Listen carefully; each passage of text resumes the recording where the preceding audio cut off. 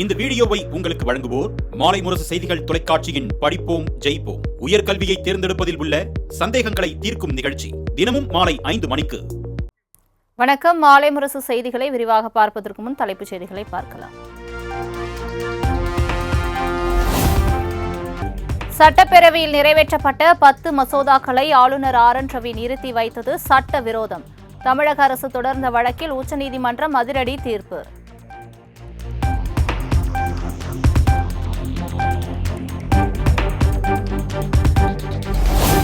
ஆளுநர் செயல்பாடு அரசியலமைப்பு நோக்கத்திற்கு எதிராக இருப்பதாக உச்சநீதிமன்ற நீதிபதிகள் அதிருப்தி. பேரவையில் நிறைவேற்றப்பட்ட மசோதாக்களை நிராகரிக்க ஆளுநருக்கு வீட்டோ அதிகாரம் இல்லை என்றும் தீர்ப்பு.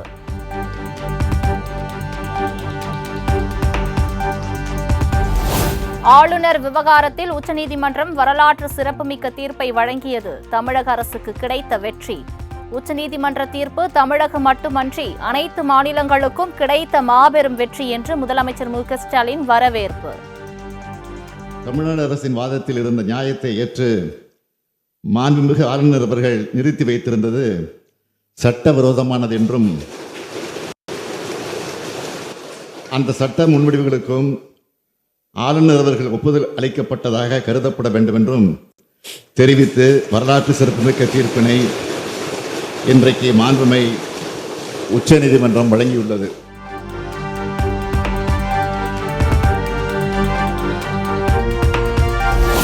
ஆளுநர் விவகாரத்தில் தமிழக அரசின் வாதத்தில் நியாயம் இருப்பதை உச்சநீதிமன்றமே ஏற்றுக்கொண்டதாக முதலமைச்சர் பெருமிதம். மாநில சுயாட்சி மற்றும் மத்தியில் கூட்டாட்சியை நிலைநாட்டிட தமிழ்நாடு போராடும் என்றும் திட்டவட்டம். கழகத்தின் உயிர் கொள்கையான மாநில சுயாட்சி மத்திய கூட்டாட்சி தத்துவம் ஆகியவற்றை நிலைநாட்டிட தமிழ்நாடு போராடியது.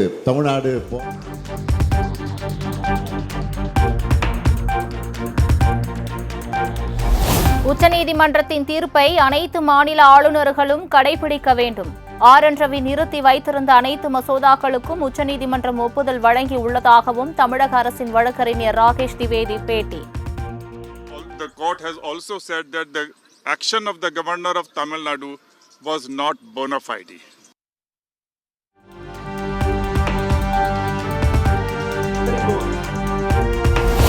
உச்சநீதிமன்ற தீர்ப்பின்படி இன்று முதல் மாநில பல்கலைக்கழகத்தின் வேந்தர் பொறுப்புகளில் இருந்து ஆளுநர் RN ரவி விடுவிப்பு.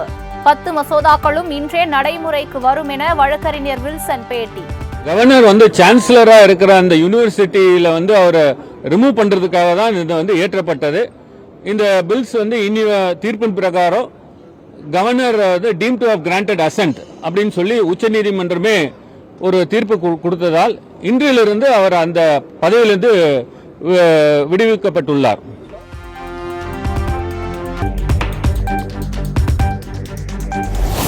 தமிழக ஆளுநர் RN ரவிக்கு எதிராக உச்சநீதிமன்றம் தீர்ப்பு. மாநிலம் முழுவதும் இனிப்பு வழங்கி திமுகவினர் கொண்டாட்டம்.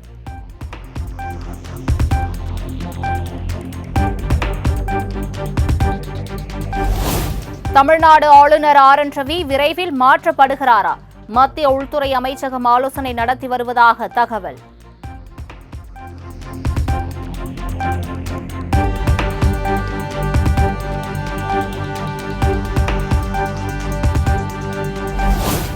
நீட் தேர்வு தொடர்பாக சென்னையில் நாளை அனைத்து சட்டமன்ற கட்சி தலைவர்கள் கூட்டம். மசோதாவுக்கு மத்திய அரசு ஒப்புதல் அளிக்காத நிலையில் முக்கிய ஆலோசனை நடத்த திட்டம்.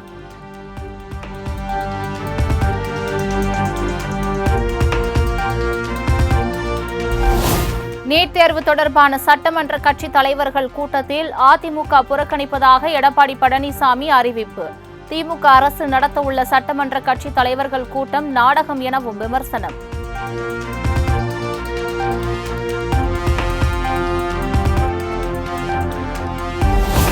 அமலாக்கத்துறைக்கு எதிரான வழக்கை தொடர்ந்து நடத்த டாஸ்மாக் நிறுவனம் முடிவு. தமிழ்நாடு அரசு சார்பில் தாக்கல் செய்த மனு குறித்த நிலைப்பாடு பின்னர் தெரிவிக்கப்படும் எனவும் தலைமை வழக்கறிஞர் சென்னை உயர்நீதிமன்றத்தில் தகவல்.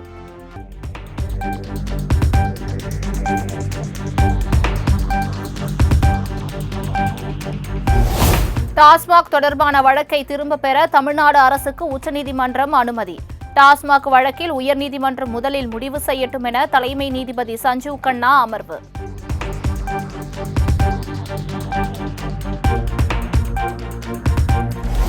தமிழ்நாட்டில் 895 புரிந்துணர்வு ஒப்பந்தங்கள் வாயிலாக 10.14 லட்சம் கோடி ரூபாய் முதலீடுகள் ஈர்க்கப்பட்டுள்ளதாக முதலமைச்சர் மு.க.ஸ்டாலின் தகவல். சுமார் 32 லட்சம் பேருக்கு வேலை வாய்ப்புகள் உருவாக்கப்பட்டுள்ளதாகவும் அறிக்கை.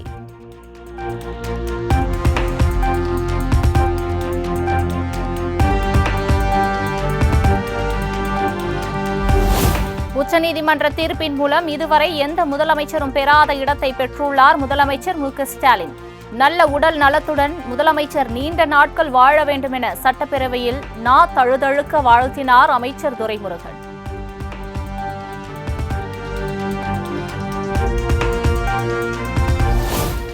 ஆளுநருக்கு எதிரான உச்சநீதிமன்ற தீர்ப்பின் மூலம் அகில இந்திய தலைவராகிவிட்டார் முதலமைச்சர் மு.க.ஸ்டாலின்.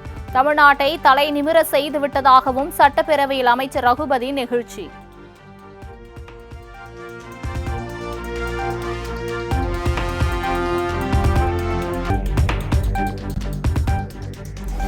பங்குனி உத்திர திருவிழாவை முன்னிட்டு பழனியில் வருகிற 10, 11, 12 ஆகிய 3 நாட்கள் கட்டண தரிசனம் ரத்து. சட்டப்பேரவையில் அமைச்சர் சேகர்பாபு அறிவிப்பு. கோயிலில் இலவச கட்டண தரிசனம் ஏற்படுத்தப்படுமா என்றார். அவரது கோரிக்கை ஒன்றாக ஏற்றுக்கொள்ளப்பட்டு 10, 11, 12 ஆகிய 3 நாட்களில் இலவசமாக தரிசனம் செய்வதற்கு கட்டண முறை ரத்து செய்யப்படுகின்றது என்பதை இந்த நேரத்தில் தெரிவித்துக் கொண்டு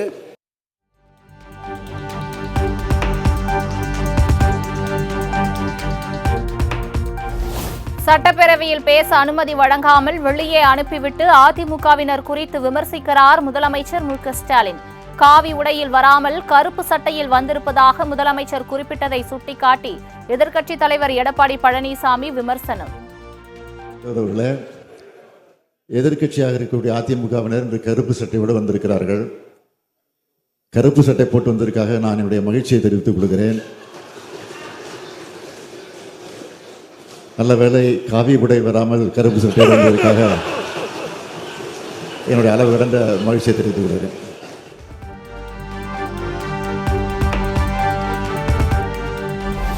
தமிழ்நாட்டில் ஆட்சிக்கு வந்த பிறகு பிரதமர் மோடிக்கு வெண்குடை பிடித்தார் முதலமைச்சர் மு.க.ஸ்டாலின்.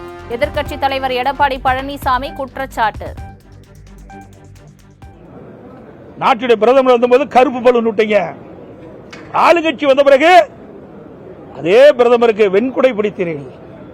வெண்குடை வேந்தன், இன்றைய முதலமைச்சர் வெண்குடை வேந்தன், வெள்ளை குடை பிடித்த வேந்தன், வெள்ளை குடை பிடித்த வேந்தன். நீங்க வீரத்தை பத்தி பேசலாமா?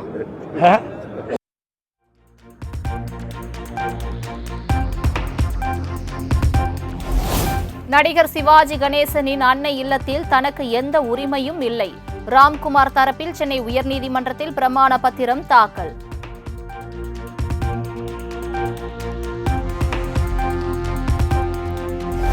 ஊட்டி, கொடைக்கானலில் வாகன கட்டுப்பாட்டை அமல்படுத்துவதில் பல நடைமுறை சிக்கல்கள் உள்ளதாக தமிழக அரசு தரப்பில் தகவல்.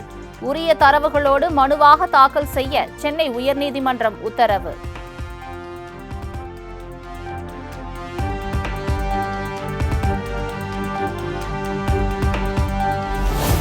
ஊட்டியில் சுற்றுலா பயணிகள் விருப்பம் போல் பயணம் செய்யும் வகையில் பேருந்துகள் இயக்கப்படும் என்ற அறிவிப்பு.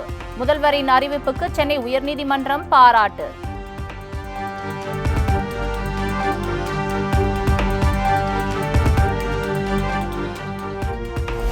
பரந்தூர் விமான நிலைய திட்ட ஒப்புதலுக்கு அனுமதி வழங்கியது மத்திய விமான போக்குவரத்து அமைச்சகம். 4 கட்டமாக பிரித்து 2028ஆம் ஆண்டில் முடிக்க திட்டமிட்டுள்ளதாக தகவல்.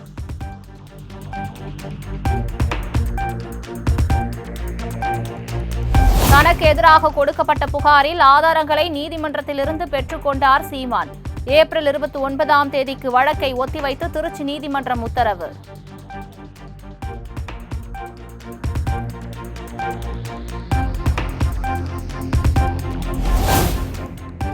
சேலம் பெரியார் பல்கலைக்கழக துணைவேந்தர் ஜெகநாதனின் ஜாமீனை ரத்து செய்ய கோரிய மனு.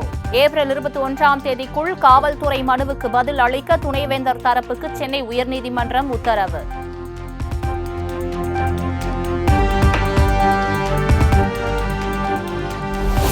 மக்களை வதைக்கும் சமையல் எரிவாயு விலை உயர்வை மத்திய அரசு உடனடியாக திரும்பப் பெற வேண்டும்.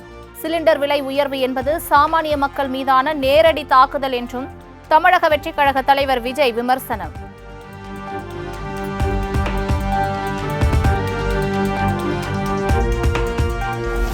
கன்னியாகுமரி மாவட்டம் முளக்குமுடு பகுதியில் பெய்த கனமழையால் சாலையில் முழங்கால் அளவுக்கு தேங்கிய மழைநீர்.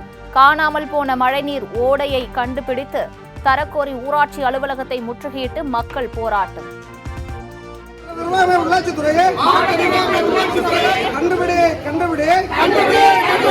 காணாமல் போன மழைநீர் ஓடை கண்டுபிடி, வடிகால் ஓடை காணவில்லை.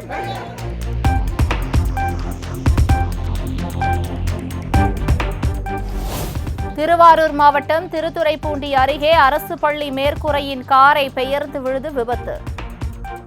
காயமடைந்த 4 மாணவர்கள் மருத்துவமனையில் அனுமதி.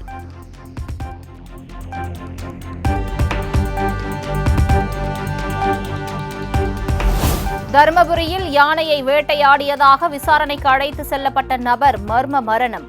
உடலை மறுபிரேத பரிசோதனை செய்ய சென்னை உயர்நீதிமன்றம் உத்தரவு.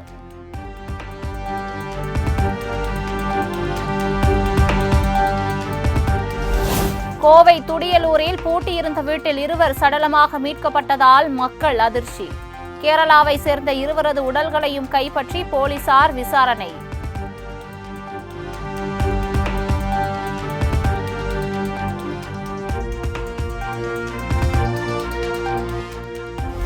சேலம் அருகே வழிப்பறியில் ஈடுபட முயன்ற கொள்ளையனுக்கு அடி உதை. கொள்ளையனை ஊர்வலமாக அழைத்து சென்று காவல் நிலையத்தில் ஒப்படைத்த பொதுமக்கள்.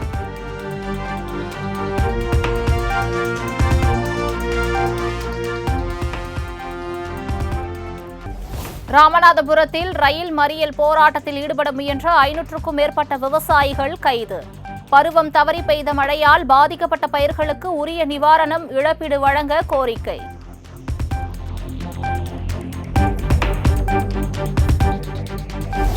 நாமக்கல் அருகே மின்சாரம் தாக்கி 3 பேர் உயிரிழந்த சம்பவம். உடலை வாங்க மறுத்த உறவினர்கள் மாவட்ட ஆட்சியர் அலுவலகம் முன்பு மறியல்.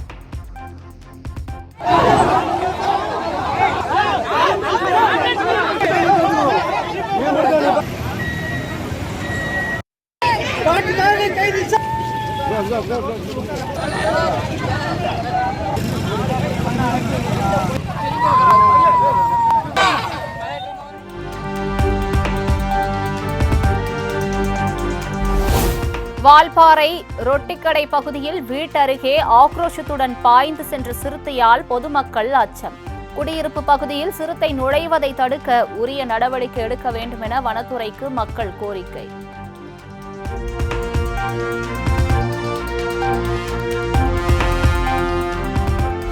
கோவை மேல சிதம்பரம் என போற்றப்படும் பேரூர் பட்டீஸ்வரர் கோவில் பங்குனி உத்தர தேரோட்டம் கோலாகலம். தேரை வடம் பிடித்து இழுத்து ஆயிரக்கணக்கான பக்தர்கள் தரிசனம்.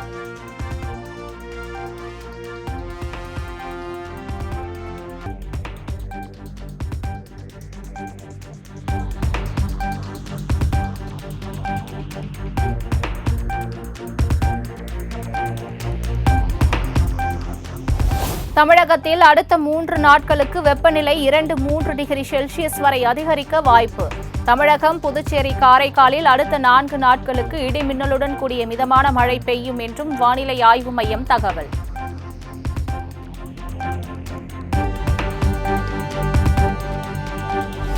வக்பு வாரிய சட்ட திருத்தத்திற்கு எதிரான வழக்கு உச்சநீதிமன்றத்தில் 16ஆம் தேதி விசாரணை. திமுக, STBI, ஆம் ஆத்மி உள்ளிட்ட கட்சிகள் சார்பில் 10க்கும் மேற்பட்ட மனு தாக்கல்.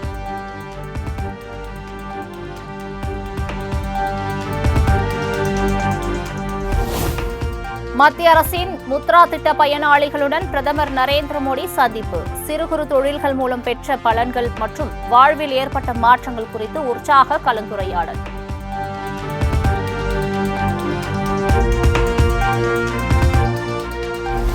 ஸ்ரீநகரில் உள்துறை அமைச்சர் அமித் ஷா தலைமையில் நடைபெற்ற ஆலோசனைக் கூட்டம்.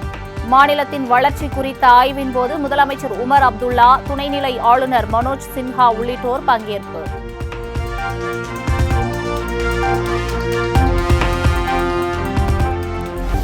குஜராத் மாநிலம் அகமதாபாத்தில் மல்லிகார்ஜுன கார்கே தலைமையில் நடைபெற்ற உயர்மட்ட குழு கூட்டம். சோனியா, ராகுல் காந்தி உள்ளிட்டோர் கலந்து கொண்ட கூட்டத்தில் தேசிய பிரச்சினை, கட்சியின் எதிர்கால திட்டங்கள் குறித்து முக்கிய ஆலோசனை.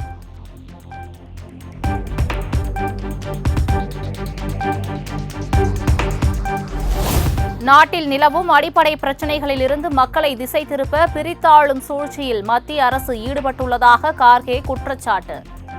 நேருவும் வல்லபாய் படேலும் நாணயத்தின் இரு பக்கங்கள் என்பதை பாஜகவும் RSSும் நினைவில் கொள்ள வேண்டும் என்றும் பேச்சு.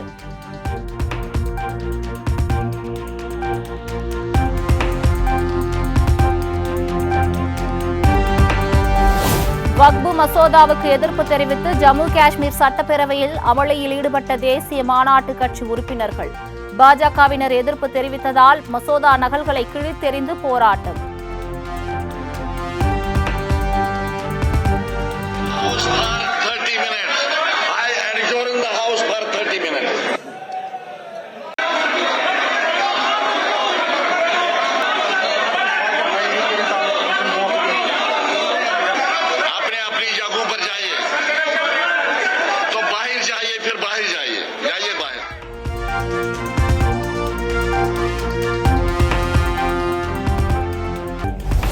இரண்டு நாள் பயணமாக இந்தியா வந்த துபாய் இளவரசர் ஷேக் ஹம்தினுக்கு உற்சாக வரவேற்பு. டெல்லி விமான நிலையத்தில் கேரள கலைஞர்களின் செண்டை மேளத்தை உற்சாகத்துடன் கண்டு ரசிப்பு.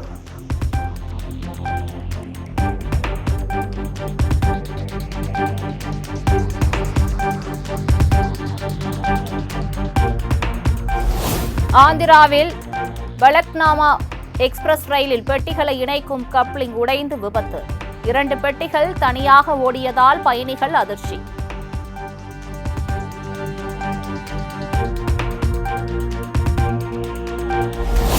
பாஜகவில் இணைந்தார் முன்னாள் இந்திய கிரிக்கெட் வீரர் கேதர் ஜாதவ். மகாராஷ்டிர மாநில பாஜக தலைவர் முன்னிலையில் இணைந்தார்.